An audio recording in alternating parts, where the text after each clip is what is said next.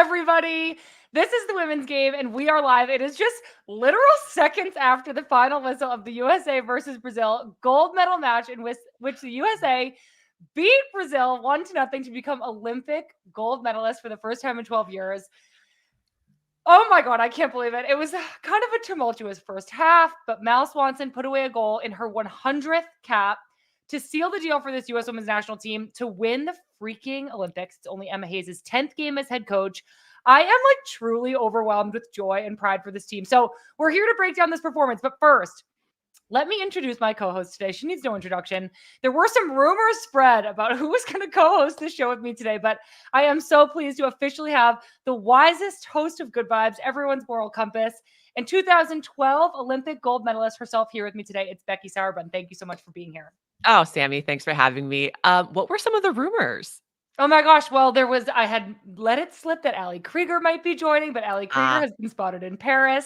So a lot of people got spotted in Paris. I know, the girls showed up.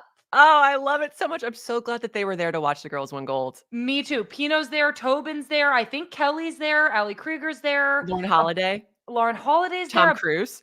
Tom freaking Cruise. We have so much more Tom Cruise to talk about, but Becky, I'm so happy to have you back here today. You have been bringing the knowledge to many of our pregame podcasts this tournament, but we're here to break down the final live in real time. This is your first time here with us for a Do It Live this tournament. And this Do It Live is presented by our great friends at Olipop, which means you, our listeners, are here with us and you can ask us questions about the Olympics, about football, about life. Here's how. Just scan the QR code in the top left of your screen. It's going to take you into a Zoom with our producer who will get you set up to ask your question. Don't worry, it's audio only. Don't be afraid. You're not going to be on screen. We'll get to those questions a little bit later in the broadcast, but go ahead and get in line now to make sure you get yours in there. I want questions about gold medalist questions only. That's what I'm looking for today. If you don't want to ask a question, just do us a huge favor and give us a like. If you haven't already, hit that subscribe button and join us on this channel because we are going to be back with more episodes of Good Vibes, our weekly podcast, and more Friendlies interviews with Esme Morgan and some very special Arsenal players coming up very soon after these Olympics. So subscribe now so you don't miss anything. I see a lot in the chat already. Rab Daddy says vintage cola. That is exactly right. Jordan B says Lynn Williams is an Olympic champion. Colleen Sparks says U.S. women's national team is so back. You guys, I am so freaking excited. Okay, we'll get to your questions in just a few minutes. But Becky, let's start with the game. We have to backtrack. I want to just celebrate, but we have to go back to the beginning. The game has started. We see the lineups. No Rose Lavelle for the U.S., and no Marta for Brazil. And I know you actually predicted that Marta would start on the bench, which was good call. It's not the first time you've been right here. But I don't think either of us thought that we would see Rose starting on the bench. What did you make of that? I was surprised and, of course, a little concerned because I think she's truly super important for this team, especially in the attack. And like we've talked about before, defensively, she just covers so much ground. And against a team like Brazil, you want your midfielders to cover a lot of ground. So, yeah, I was kind of like, what's happening? What's wrong with her? Is she even dressing? Which I was happy to see that she was on the bench. Me too, for sure. And I think it's one of those things where, of course, I'm going to sit here and be like, well, of course Rose should have played, but we won. So any questioning of Emma Hayes' decisions at all this tournament kind of just goes right out the window, right? Oh, absolutely. Yeah. The fact that we didn't rotate a lot of players at all. I mean, you can't break up a winning chemistry. I mean, she did nothing wrong there. I know it kind of seems like every single thing Emma Hayes did was exactly right. Okay, we're back at the beginning of the game. Seconds into the match, Brazil was looking dangerous, Becky. I was a little bit nervous. Ludmilla was in on goal for Brazil in the 16th minute. She somehow, for pretty much the first time ever this tournament, she got around Naomi Girma and she scored a goal, but it was called offside. And Becky, you had actually mentioned you noticed Ludmilla in our pregame podcast as one of Brazil's most dangerous players this tournament. And she looked on fire in that first half, especially at the beginning of the game. She had two really, really close chances. Yeah, and watching that first play back, I think Sam Coffey did a really excellent job of sliding in and just kind of getting her just off balance enough that the shot wasn't as clean. Yeah, definitely. And then, I mean, I guess, yeah, the second one, luckily she's offside because it was a really, really great play and something I think that we're just not used to seeing anybody get around Naomi Girma. So it was clear early on that this was going to be a back and forth game. Brazil was pressing us high. They had two forwards really right on Tierna and Naomi. And then our 2 6s were really covered really well too. So it was difficult for us to play out. I felt like we couldn't really get a good hold of the ball. But then on the other side, Brazil was building out of this back three, and they only had two in the midfield. So there was also tons of space on the counterattack and in moments that we could win the ball back high up the field. What were you noticing in that first half? Yeah, I was just noticing that it was such like a high risk, high reward style to adopt for Brazil in Yeah. such an important match. But watching that first half, like it really worked, like pushing so many numbers up into our back line. We couldn't really build out as methodically as we had earlier in the tournament. It did work in the first because I thought Brazil had such energy and they were Yeah. pressing high and they were getting into tackles and they were getting their feet in like little 50-50 battles. So I thought it worked really well for them in the first half. It really did. And something I was thinking about before this game was like Brazil has to be feeling such a lot of emotional energy. Like they were really riding high from beating the hosts France and then beating tournament favorites Spain. I feel like they were like on this upswing, and I was thinking that it would be really beneficial for us to score early. Like again, Brazil they want to do this for Marta. Like just their momentum and emotional energy felt really strong. But kept thinking like if we can just get one even against the run of play, will that cause Brazil to kind of start to doubt themselves and be like, can we actually beat this US team? Um, Another thing I noticed, and that obviously didn't happen. We didn't score until much later, but there Yeah. were a lot of fouls early on. There were a lot of chances at both ends. And it did seem like both teams were really emotionally chaotic all over the place. Like, how do you regulate yourself? Like, let's say you're Naomi Girma or you're Sam Coffey. All this stuff is going on. It's a gold medal match. You're playing this high pressing, high energy team. It's physical. What do you do to like regulate that and try to compose yourself in those moments? Yeah, I mean, we really call it kind of weathering the storm, especially in high emotion games. And the way to like kind of get yourself back into it, you kind of have to chip away at that momentum. And there's like little ways that you can do that. It's connecting easy passes, it's killing the momentum of the game by like getting set pieces, but then really taking your time with the set pieces. And if you start doing that, you can start chipping away and just like interrupting that momentum and that energy and start shifting it to your side. For me individually, I know as a center back, I just try to do the small things really well, Yeah. like connect the passes that you should connect, organize the line, like be very assertive and like kind of feel your way back into the game. Yeah. Well, so you mentioned set pieces here a little bit. And so I have to ask, we had four corner kicks in the first half, and none of them were very threatening. I feel like so lame now to like critiquing the team because we just won and we're gold medalists and we are going to get to all the good things in a minute. But I do just quickly want to mention, why were our set pieces not that effective this tournament? Like what hasn't really come together yet? I feel like if I remember correctly, Rose was taking most of the set Yeah. pieces if she was on the field. So I think you're having Mal take most of them, and it's probably just like a rep thing. Like those are Yeah. very like you're trying to hit very specific spots into the box, very specific players making very specific runs. And so I think it's difficult if you haven't had a lot of reps at it. And I think in general, the team's really changed up a lot of their set pieces. So I think it's maybe a bit of a learning curve thing. Yeah, I can hear that. I think knowing how much time it takes to get set pieces like to work perfectly, maybe Emma just didn't have enough time to like do as much work on it as she would have liked. But very quickly, Mal Swanson showed us why our forwards have been getting so much praise this tournament with a really great chance she had in the 25th minute. She just like straight up ran right by her defender and she looked to be in on goal, but it didn't quite come off. And I was watching the game downstairs with my husband Pat, and he watched this moment and he literally just goes, "We should pass to our forwards more." So I want to know, like, does Pat have a future in coaching? Like, is this a really great point or like what?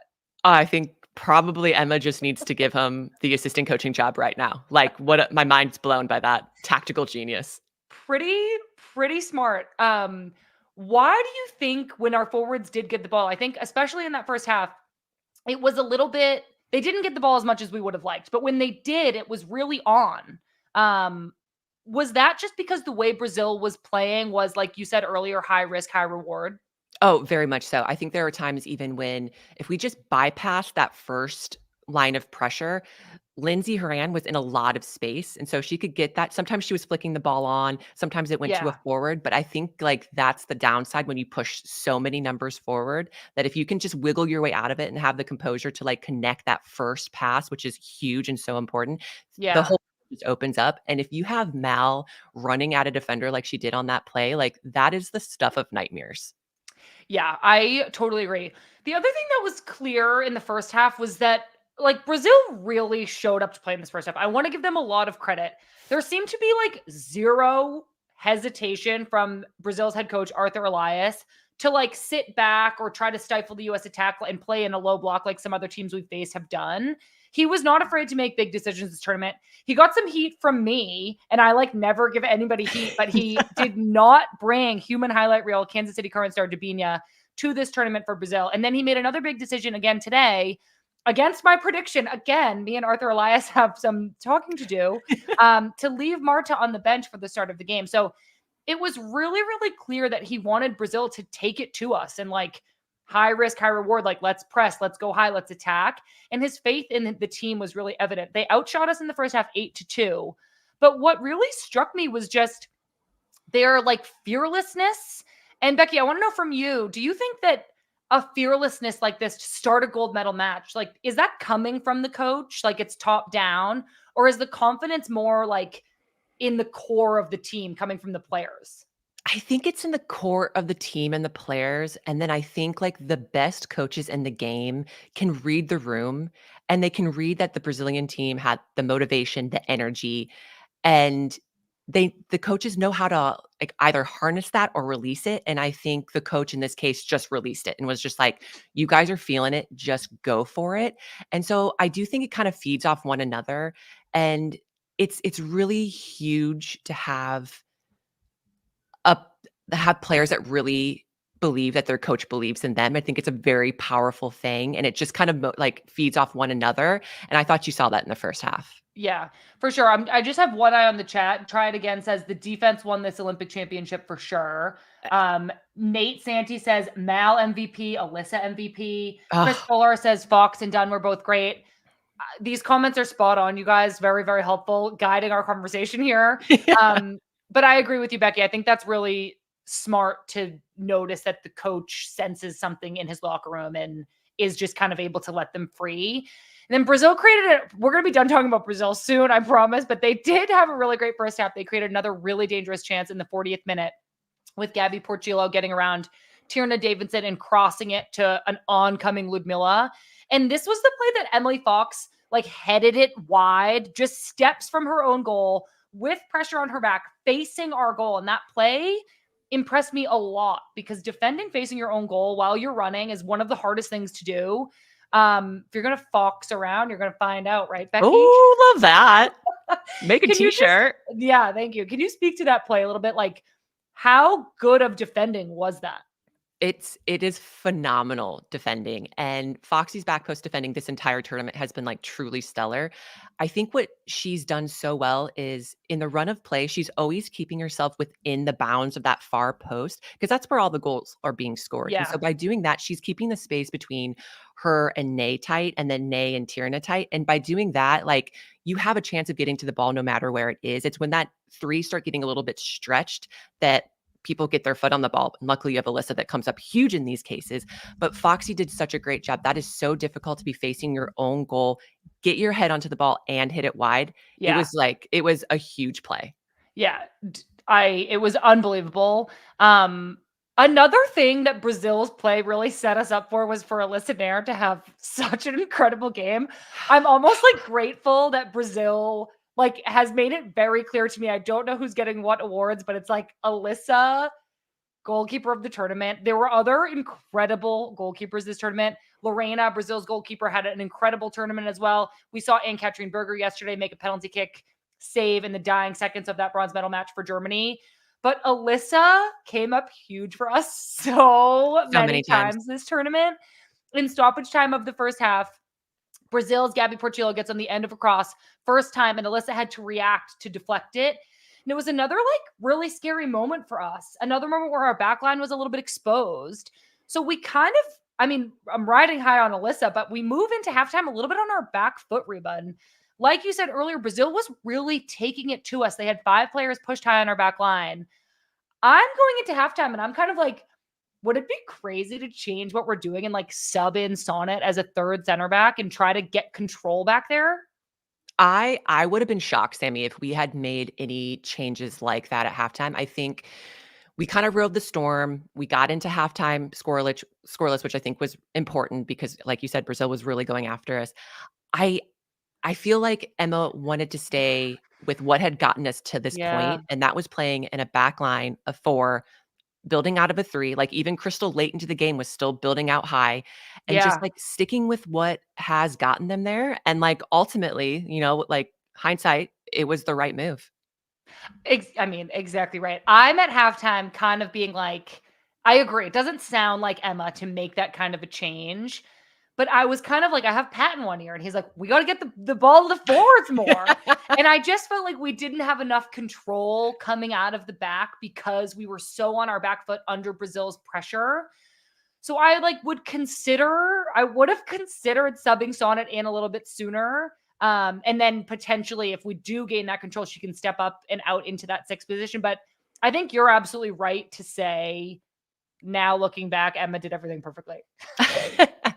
I mean, some games call for nice methodical possession out of the back, and some games like this final is just like, just bypass the pressure, hoof it to the fast Yeah. kids up front. Like, that was the type of game that it was, and I think that's okay. I mean, finals aren't meant to be played well, they're meant to be won, and that's what the US did. Freaking love that. I We will need I that on a will say t-shirt. yeah, right? Thank you. I will say, though, that I was getting nervous because I thought our center backs were getting pulled wide a lot of the game to Yeah. defend one-on-one, and that means that there are spaces in the box that are more open, and so that's why Brazil was getting little touches in the box that was making me a little nervous. So, if Yeah. I were to make any changes, it wouldn't have been formational, it would have just been a little bit more, like, tactical, like, let's get our back line tucked in a little bit tighter.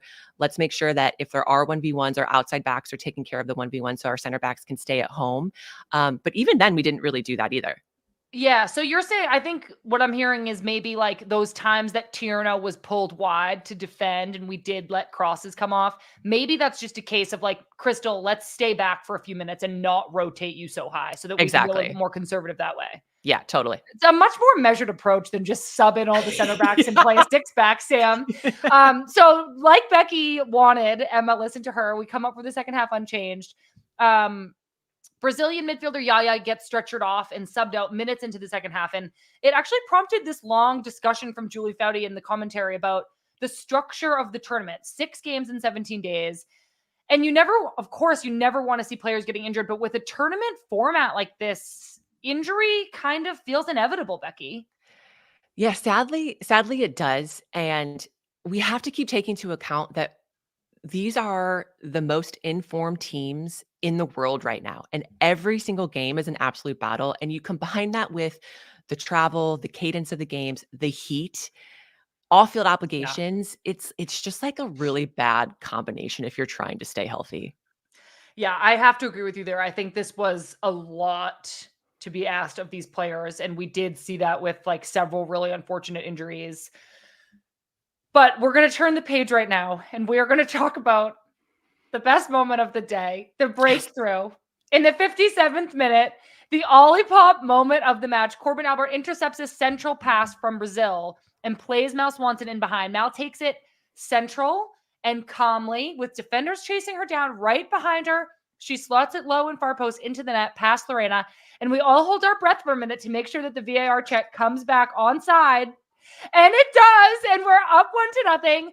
Get Pat a whistle and get him out there on the sideline. We got to pass it to the front 3. Mastermind right there. How many times have we seen Mal in that position where she's in on goal and there's like defenders that are chasing her down and she's just like, "Oh, I so got this." Like, people are celebrating before she even shoots it because you just know in those moments she's I so clinical know. and so composed. And I was just like, we got this one.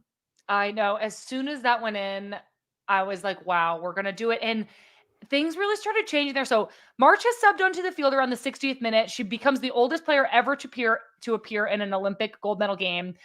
But the tide is like turning. Like, not only is the game much more open now, but we have control. We have some more chances. Our forwards keep kind of getting on the ball with a bunch of space and starting to go in on goal more often.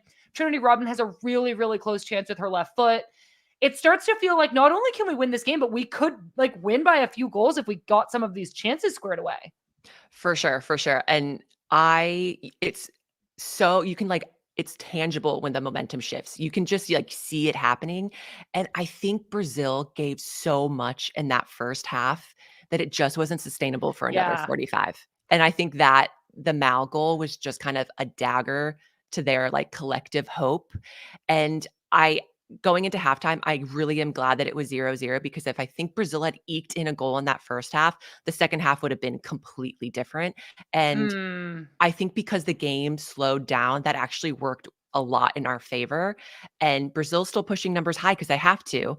yep. And you're getting our forwards on the ball with a lot of space, and just good things are going to happen for us. Yeah, totally agree. And now valuable time is ticking by. I'm starting to get excited. I'm like, okay, we're gonna do it. We're winding down. These girlies are gonna have gold. Emily Sonnet subs onto the field for Tierna Davidson in the 74th minute. That the plan there is to just really lock down that back line for the last 15 to 20 minutes. Tierna Davidson has been nursing an injury throughout this tournament. Becky, you're out there. There's 15, 20 minutes left. What are you thinking about? Like, I saw them go over for a cooling break and they're in a huddle, and I'm like, do you think there's like a lot of information in their brains? Like, got to do this, got to do this, got to do this. Or is the message just boot the ball out of our end and just keep running? I mean, I really think that this team would have been so prepared when it comes to game state and being up a goal in the dying minutes of a knockout game and knowing the things that you need to do. So I don't think a lot of information is being shared in the moment because I think that's already been Mhm. phased in over the last couple of weeks. But like as a back line, you're just thinking, don't drop too deep, don't keep inviting too much pressure. That just like leaves you open for bad bounces or to give up set pieces. And then yeah, when you get the ball, hit it into the corners, waste some time, like, absolutely, this team knows what to do in those minutes. Yeah, definitely. Um, we then see Lynn Williams sprinting onto the Woo! field as a late sub for Sophia Smith.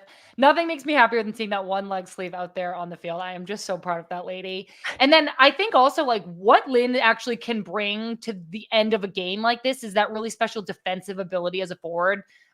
When I think about Lynn playing defense, a lot of times, like as the game like this is winding down, Brazil's getting desperate. So their center backs are just going to be like lumping balls forward in desperation. But what Lynn is so good at is like charging at them and throwing them off a little bit so they can't really play the ball that they want to. So subbing in fresh legs, wasting a little bit of time with the sub, getting a defensive presence up top. It's a really smart sub at this point in the game, I thought.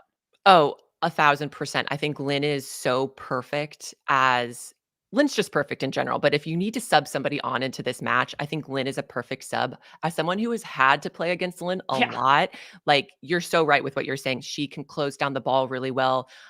She's great in the tackle. She also, like, puts herself in great positioning on the flip side of it. So if she gets the ball, she's able to run into space. She's able to turn players, like, perfect sub at the perfect moment.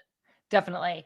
And we again now time is just like, it's going on forever. It's, like, annoying at this point. It's like, "Can this just end?" There's 10 minutes of stoppage 10 time. minutes. It was like, "Come on," and then we have this further delay with a really aggressive play against Lindsey Horan, who was down injured for, like, a good couple of minutes. But finally, Becky, the whistle blows, and we're Olympic gold medalists once again for the first time since you were there in 2012. The joy, like, I only got to watch a couple of minutes of the celebrations because we started this, but I felt so proud and happy for them. How did you feel when the whistle blew?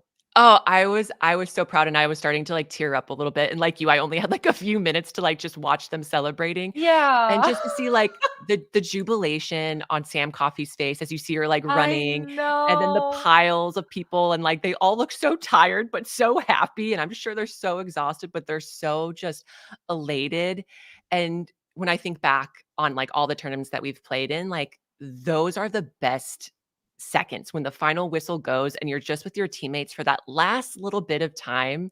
And it's like a sense of accomplishment, it's a sense of relief. And it's just like, it's so special. And my heart is like soaring for this group. Oh my gosh, I know. It really was so incredible. Um, what an amazing I think I missed something here because we missed a huge Alyssa Nair save. I didn't even get to say my joke about Tom Cruise. So I'm going to just go back before the whistle blew. We're suffering through stoppage time. Emily Sonnen had a big moment in the box defensively. And then freaking Alyssa Nair saved us again, Becky. Do you remember that? My Oh, joke yes. about Tom Cruise, Alyssa's doing her own stunts, Tom Cruise style. Did you I'm see devastated. I forgot to say that joke. Tom Cruise looked so scared watching that game. He was just He like, was so into it. yeah, he's like, Mission Impossible is a walk in the park compared to this. My God, we both had good Tom Cruise jokes. Yeah, I think you're absolutely right to say those moments after the final whistle are just, it's because you haven't thought ahead yet. You're just relieved in that moment that you did it, that you won, and there is no future in, because you have never thought past this game. So like right Exactly. in that moment, there's nothing to worry about in the future yet, because you just can enjoy and experience it with your teammates and like recognize that you did this together. This team, I think, also, they did go through a lot of adversity. They had really close games. They had overtime twice. They suffered through the heat, through this tournament, through playing so many minutes. And I just think to have a moment where you overcome something like that, you all are in this together. My God, our forwards just had such an incredible tournament. What's it like to hug your teammates at the end of the game? Like, how much relief is there? And like, what are you saying to each other? Oh, well, like the first thing I would do after every single game was just run back to Alyssa and Mhm. hug Alyssa because there's something about like that back line unit with Alyssa, with your six potentially as well with Sam Coffey. Like defending is a hard thing.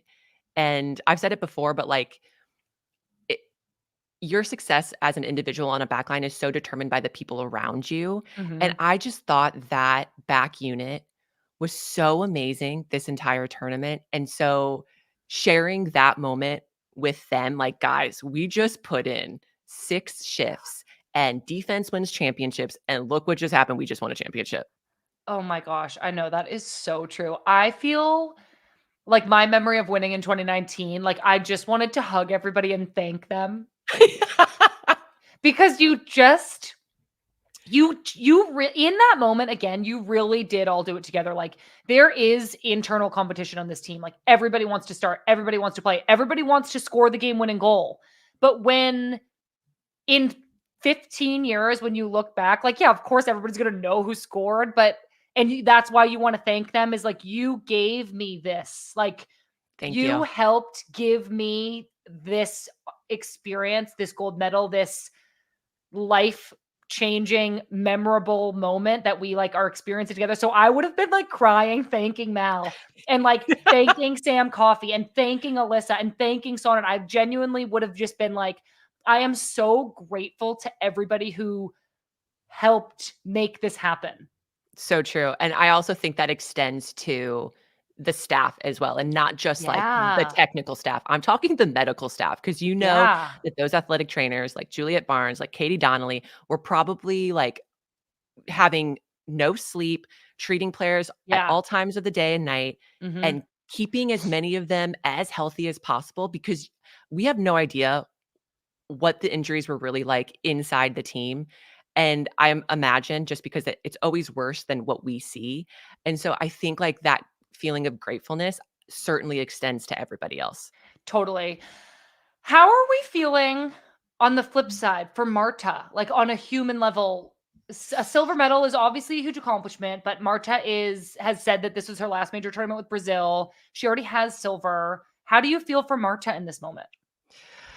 So I think the fact that she's been given the opportunity to have her last match in a gold medal match. Like she's being given the opportunity to end her international career on such a high note. And so Mhm. many athletes don't get even that chance. Mhm. And I think it's befitting that Marta, for everything that she's done for us and for the game, that she got that chance.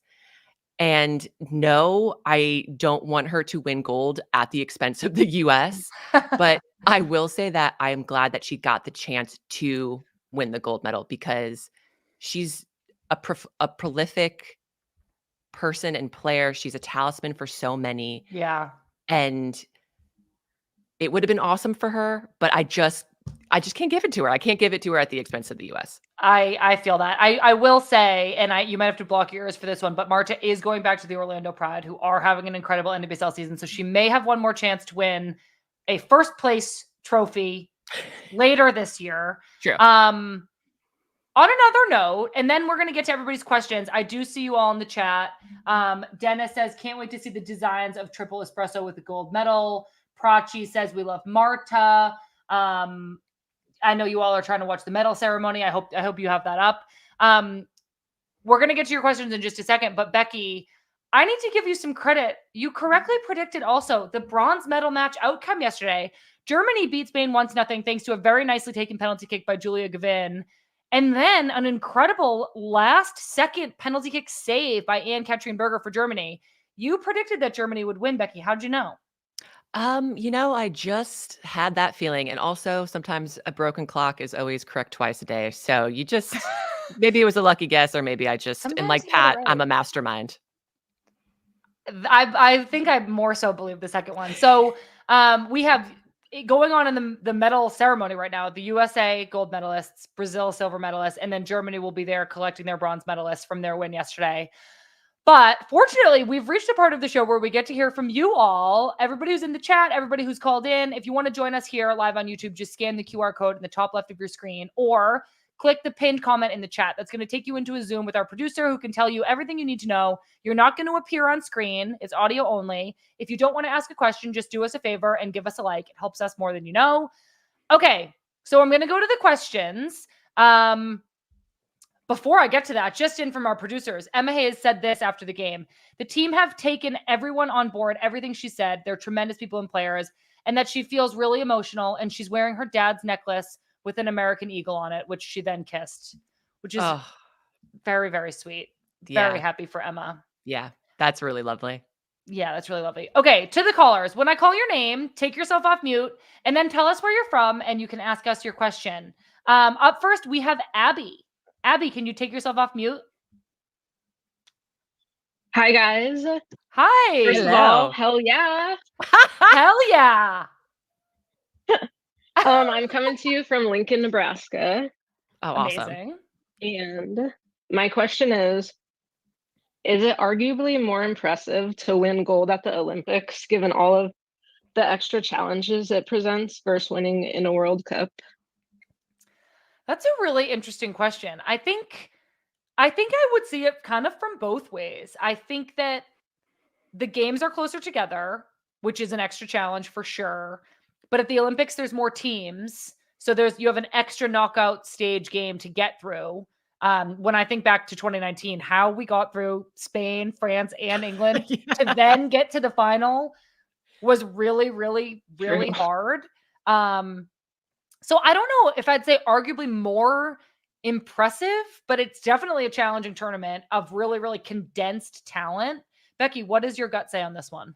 Yeah, I think I'm with you on that it's hard to say because both present very unique challenges. I think with the World Cup, the spotlight is only on women's soccer. And like you said, it's a bigger field. You do get more days of rest, which is nice, but that means that teams are arguably fresher every single game. So I think it can go either way. I don't know if it's more impressive or less impressive. They're both so difficult to win. So I don't even know how to answer that. But a great question, All Abby. right, well, thank you guys. Yeah, thank you so much for calling in. It was so nice to hear from you. And Lincoln, Nebraska. Love that. Heck yeah. Okay, next caller, we have Teresa. Teresa, can you take yourself off mute?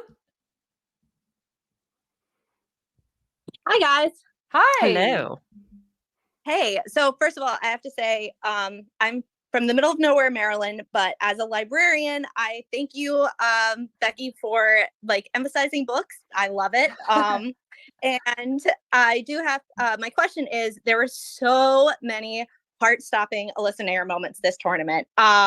So which one would you inevitably make her statue? When she gets her statue, which moment would you make her statue? That's a great one. I really like the one, and I think it was in the semis where she's jumping and she saves the header with her tippy toe. So I think that'd be a really cool statue because she's so huge and stretched out. But I think that was one of the most impressive stops. I completely agree with you on that, Becky. That's what I was thinking about when Teresa asked us this question. But she had another great one today where she was like this is the one that I said is she's doing her own stunts like Tom Cruise. She was kind of like big and out like this, and she saved it with her hand. Yeah, she just pawed it. That would have been a cool one too. Just pawed it. And I think the commentator said something like she gets just enough on it. And I was like, Alyssa got her full hand and arm and torso powered on that ball. Like that ball was not going in. Not a chance. Would you go so far, Becky, to say that Alyssa was our MVP? I know, I put you on the spot there. No, I think that's great. We have so many to choose from. And I think between Mal and Nay and Alyssa, like you could give either one of them the MVP and it's like they deserve it. Yeah, it's like everybody would just be happy about it because it's like, yeah, you can't go wrong. We need 3 MVP trophies for them. Teresa, thank you so much for calling in to give Alyssa and Air some love. We always love doing that. Yes. Yeah, she and Becky are my favorite absolute flip players. Oh, thank you so much. That's so nice. Thanks, guys. Okay, up next we have Jen Bond calling in. Jen, take yourself off mute and tell us where you're from. Hi, Sam. Hi, Becky. Hi. I'm from Brisbane, Australia. Oh, Wow. awesome. What time is it? Pardon? What time is it? It is 3:45 a.m. Oh, you lovely person, you. Wow. I love that. Yeah, had to watch it. Had to watch that live, but Had to cheer for the US? Yeah, definitely. I've been a fan since I was a kid. Oh, that's so nice. So, yeah, Jen, what's your question? 2050. Pardon? What's your question? Oh, my question is, where does this national team and their achievements sit in terms of like the US national teams of the past? Like, obviously the World Cup wasn't a great experience. And so like, how does the comeback fit into the story of the national team? That is a great question. I think if you look at the history of the USWNT, like we've never done a back-to-back where you win a World Cup and an Olympics. Like there's always been either a comeback or a fall off, which is the case of the 2019 going into Tokyo Olympics. So it's tough to say where this achievement sits because historically this program has been so successful and has had its ebbs and flows, its ups and downs. It feels so good. I'll say that like the feeling that I have for this group is similar to like that win of 2015 where we hadn't won a gold medal or basically a world championship for 16 years. And so like it's tough. I don't know where to put it. I mean, anytime you win a world event, it is such a huge achievement. So I don't know. I think it gets placed with all the others. Yeah, I know, Becky. That's actually kind of how I was going to answer this question is like, I don't feel this way. Maybe it's because I was just so recently still on the team, but I don't even like pit US women's national teams up against like we're one team. That's like kind of genuinely how I feel. I'm not just saying that to be like cheesy. So I feel like this team and this group of players is like added to the impressive resume of the US women's national team as a whole. And we have gone through every cycle. We've always won something. When there's a World Cup and Olympics back to back, we've always won one or the other. And we have continued to do that with this cycle. We have this new great coach. This is a young team full of so much talent, and they're building this team into something new, as every team before them has done. Like each iteration of the team grows it and expands it and contributes to it. But I think we're kind of all connected in that we really like strive to be the best and strive for greatness and like are always able to get one trophy out of every cycle. Yeah. It's like a new picture, but not a new book. Oh, perfectly said, Reba. Such a good analogy. Wow. Jen, what a fun question. Thank you for asking that. Yeah. And thanks for answering. Thanks for getting up to call in and watch and for watching. Yeah. Well, yeah. Good night. Awesome. Good night. Yeah. Get well. some sleep, please. Okay. We have time for a couple more questions, actually. So up next, we have Katie. Katie, can you take yourself off mute and tell us where you're from? Hey guys. Yes, I can. So I'm originally from Georgia. Shout out my hometown. Hope we get women's soccer team back there soon. But now I actually live in Scotland. So I just want to thank you guys for the coverage because I cannot tell you how hard it is trying to get the games over here. I imagine it's probably similar for my friends in Australia. So thank you guys seriously for the podcast and everything. It's been so good to actually have something to look forward to every week. Thank you, Katie. Of course. Honestly, I deserve a medal for trying to stream the games. Y'all should have seen it. So my question for you guys, my question is, now that we've, reached the end of the road, looking back, do you feel like Emma's plan has kind of worked, or do you still feel like, of course, she only got 3 months with the team. Do you feel like there were some changes y'all would have made if you were in the captain's seat that maybe would have steered the team to a smoother tournament? Or are you happy with, obviously we got a great result, but what changes do you think could have, would have, should have, if any, would have been made? Wow. That's a hard one, Katie. Becky, you look like you were about to answer. I mean, I was also going to say that is a very good question. I think if I'm really like searching for something, I would say like, could we have rotated a little bit more and saved just a little bit more legs? I wonder if that would have helped a little bit to start this game, especially because Brazil, I think, took advantage of that and really made us run and work really hard in that first half. So could we have used subs a little bit more? As far as like formation and shape, Crystal played a lot higher on that left side and got forward really well. I think Crystal had a very strong tournament. I think Foxy also is very good getting forward, and that just that was just not a tactic that was used. But if there's a way in the future to kind of change that up and have that be a little bit more fluid, and maybe it's not so like, oh, it's always Crystal high, and instead kind of reading the game and maybe like, hey, Foxy's like, I'm going to go on a run now. Because I think that makes it harder for other teams to scout us. I think Brazil scouted that Crystal was going to be high. So let's get Tierna wide and having to defend in wide spaces and like pull those center backs and create a lot of space between them. So I think to make it harder for other teams to scout us, just to add like little nuances to what we already have. Yeah, that makes sense to me, Becky. I think something I'd add, and we touched on this earlier, I don't think our set pieces were that effective this tournament. And what I will say is that, again, Katie, to your point, like Emma has been here for such a short amount of time. So to even like think about criticizing winning a gold medal in 3 months after 3 months of coaching the team is like crazy. Yeah. But obviously moving forward, I think there's some room for growth, which is actually so exciting. Like we just won a gold medal. We absolutely can clean up our set pieces. And like Becky said, we absolutely could have potentially used some more subs and gotten some other players some experience playing more in this tournament. Sadly, we didn't see Jaden Shaw at all. We don't know how her health was. But it would have been really fun to see her out there, to see Jenna Nicewanger get some more minutes and maybe rest some of those players. I think our midfield moving forward needed some shoring up this tournament. But again, we freaking won a gold medal. So I think it's incredibly exciting that there are even areas for us to talk about improving, considering that we just won this whole tournament. And I feel like this team having more time under Emma will definitely shore up all of those things. They'll get even more reps together. The depth of the team will improve even more as these players have more time as this group. Katie, is there anything that you would have changed? Oh my God. I mean, Emma is such a gift to this team. If anything, I just would have asked for more time with her. She is like, I think absolutely a coach of her generation. And I think we are so blessed to have her. And it really got me there when she was talking about her dad, because I was sitting here watching the game with my dad, who took me to games as a kid. And yeah, I just think that she is phenomenal. And I think we're only going up from here. I'm so grateful that she's gotten us off on such a good start. Oh, that's awesome, Katie. Thank you so much for calling in. We're going to take one more caller. And this question, I got a little preview of it. So I'm very, very excited to talk about it with Becky. Kyra, can you take yourself off mute and tell us where you're from? Hi, yeah, I'm Kira, and I'm from Portland, hi. Oregon. Go Thorns. Oh yeah, I love that. And my question is, what is the after party like after winning a big tournament, and what is your favorite thing to do to celebrate? Whew, it's lit. Yeah.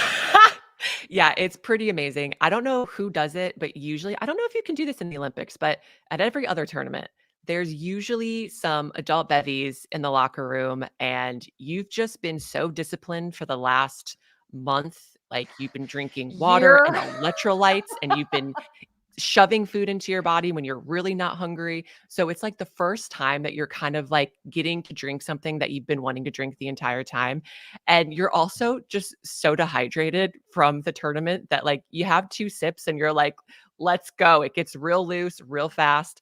But it's also, I think, aside from the minutes after the final whistle, the party that you have in the locker room, like to me, is also kind of my favorite parts of these major tournaments. But then also it's kind of, they have to get ready for the gold medal ceremony. And so they're like probably sipping drinks, getting ready, putting on their gold medal ceremony outfits and everything. So they're like, kind of like, I'm sure there's team coordinators in there being like, guys, we have to get going. And they're going to be like, no, we need to celebrate this a little bit longer. Oh, so fun.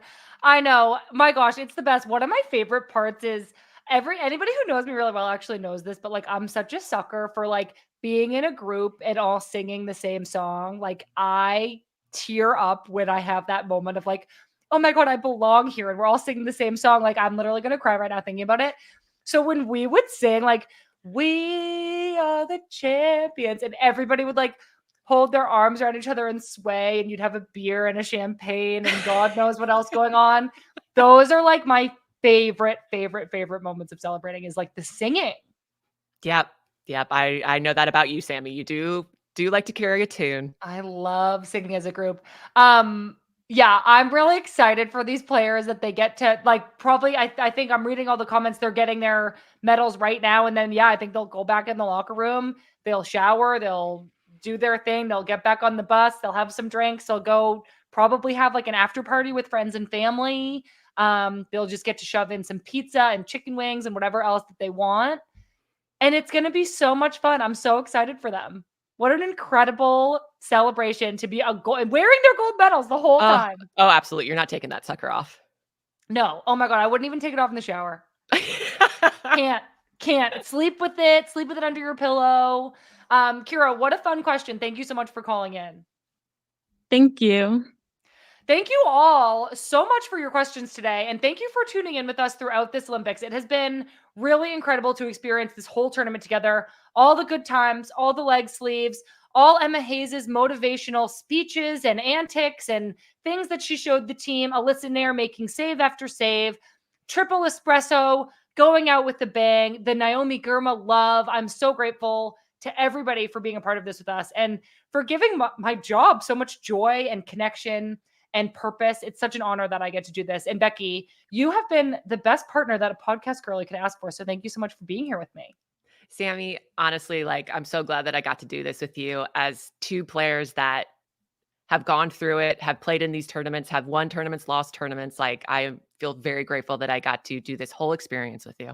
Oh my gosh. I'm like so grateful that we do this together. Still feel like a part of a team, and it's here at the women's game, and it's with you and Lynn and everybody who does this. So I'm really, really grateful.